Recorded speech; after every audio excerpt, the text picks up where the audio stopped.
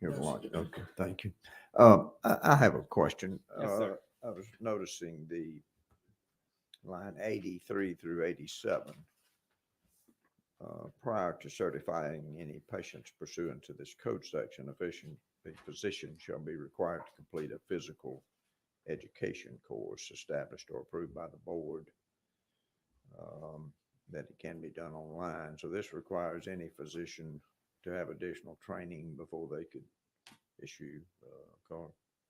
That's the intent.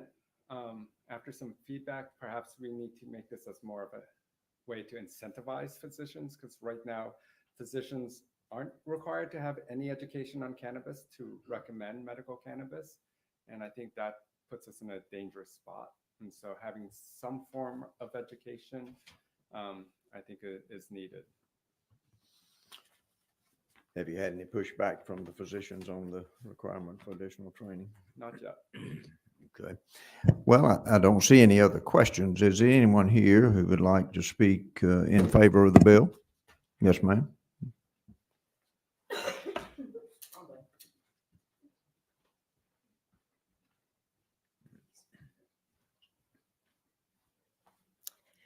Good morning, everybody. Cheryl Faulkner, Elevated Health MD. Huge supporter of this bill. To what we were saying earlier, to actually have the relationship and have it mailed, what we were saying, or not having it mailed. I had a patient yesterday, little boy, self-harming, autism, mom can't get medicine. In the state system, the state card says printed and shipped. However, she's still 2 weeks, 3 weeks out. We can't even tell when she's getting her card. So we need to actually get this stuff mailed to our patients and or get an email once they're approved through the state, because the doctors are required, obviously they're MDs, to be required through the state to actually get an email or saying, hey, you're approved, to be able to at least take their driver's license and an email, some form of identification, maybe a scan bar like they do in Florida, and at least allow them to go right into a dispensary to get their medicine. Absolutely huge. I am in agreement that there needs to be follow up with your doctors at no additional cost to the patient. This needs to be on us as the card companies to be responsible, so that we are not with the opioid addiction issue, that we're actually combating that. So there is a responsibility on us, and we take it very seriously, that we are establishing the doctor-patient relationship. That is key. And I do think we need that as Georgia, as an infancy state right here, we definitely need that data to move forward so that we can open this bill up to other things as well. So great supporter. Thank you all for your support and all your efforts too. We appreciate you. Thank you. Anyone else to speak in favor of the bill? Yes, ma'am.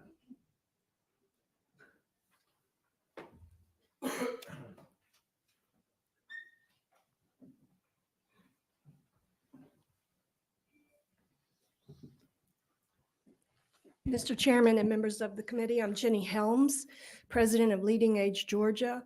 We're an association that supports retirement communities, life plan communities, hospice, nursing homes for the nonprofits. And we have been very interested in the medical cannabis bill for a number of years, because we recognize how it can benefit older adults suffering from pain, but even more importantly, Alzheimer's and the agitation, anxiety, restlessness, and sleeplessness that comes with it. And we've been working with physicians at Emory, as well as in other areas of the state and in the US and in Israel. And we think that this has a lot of opportunity for reducing other more serious medications like opioids and antipsychotics. So our position is we want to help make it available to older adults. We like the thought that it could be mailed to them versus them having to go to a public health department. The average age that moves into a life plan community is 83. And so helping to have access is very important. My life partner is Larry Toon, a geriatric psychiatrist and neurologist at Emory. And I ran this bill by him, and he said that the education needs to be limited to like 1 to 2 hours, needs to be online, and really needs to have CMEs in order to help other physicians want to do this type of education. I can't really speak to the other parts of the bill, but those are the two that I'm most interested in, and I really appreciate your concern on this bill. Thank you. Anyone else to speak in favor of the bill? Yes, ma'am. We have two more. Okay. The lady behind the column. Oh, I'm sorry. Yeah.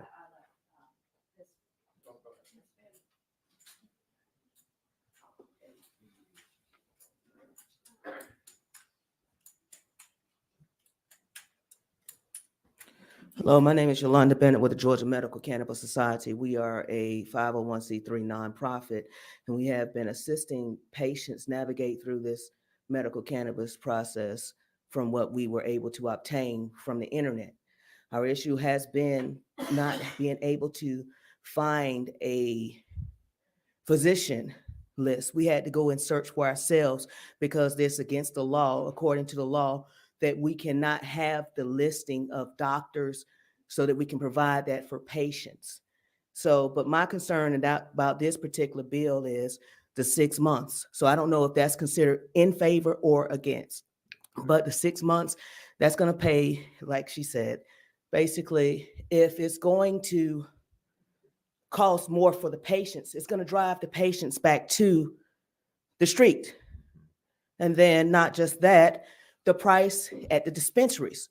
I have a receipt from the dispensaries of how much it costs to obtain your meds. Me and my wife went to Botanical Sciences, and we would have spent almost $1,000 for our medications for a month's supply for both of us if it wasn't for BOGO. We took advantage of the BOGO, buy one, get one free. And so that being said, that if patients are required to go every 6 months to an evaluation that's not covered by healthcare insurance, that's going to be a problem.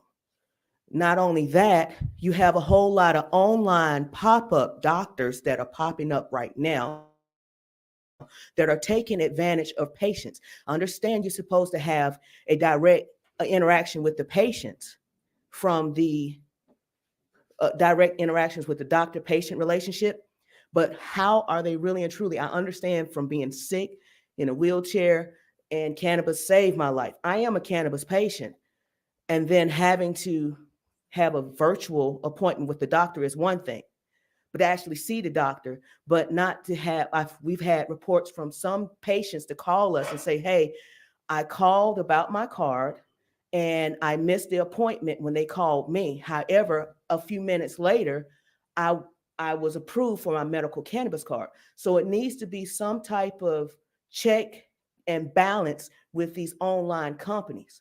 I'm all for convenience. I'm all for patients being able to get their cards in the mail, but having to go to the health department to pick up your card, that's an issue, you know, because you're having to actually physically go out. Just like me, I have limited mobility.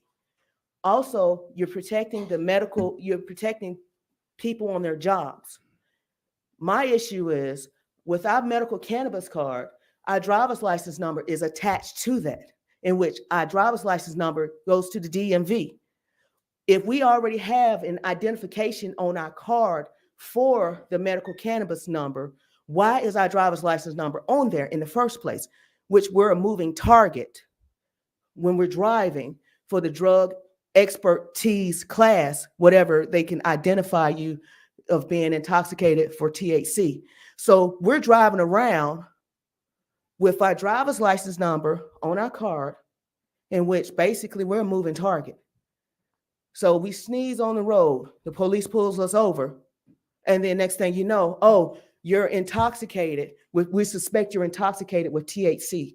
If they're going to say that automatically, you're going to see the cannabinoids in my system. So we need some type of protection. The employment is great.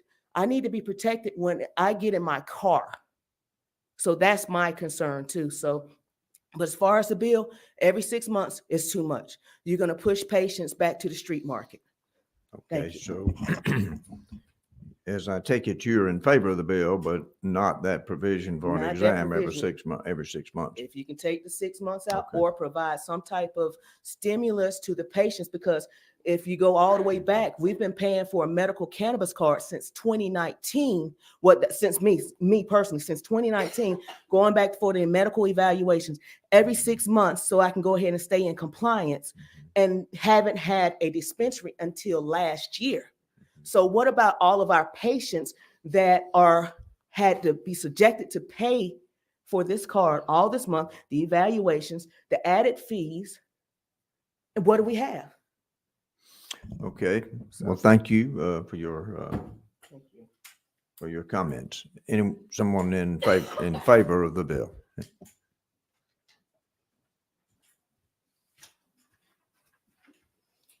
Thank you, Mr. Chairman, and everyone in the room who has come out to support and speak about this bill. Education is the utmost important when it comes to matters like this. And I just want to speak from who I am.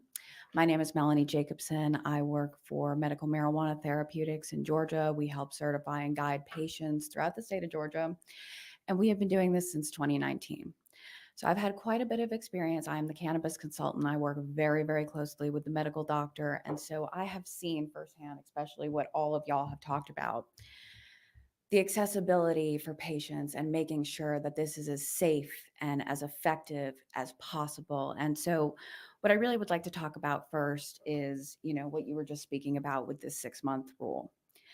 I think that that is something that, we're looking, when we look at that, when you look at places like Florida, they have this 6-month rule where they must see their doctor every 6 months. They just allowed for telemedicine, making it more accessible. The purpose of that, and like, you were just saying, we do not want that to be on the patient. As a medical practice, we do not want that to deter patients or deter anyone from being able to have access to this medicine that changes their quality of life. I mean, when I tell you that I have seen so many patients go from taking 40 pills a day to 1, to not being able to get out of bed, to now they can do whatever they would like to do. This is life-saving treatment. This is quality treatment. We do not want to restrict that.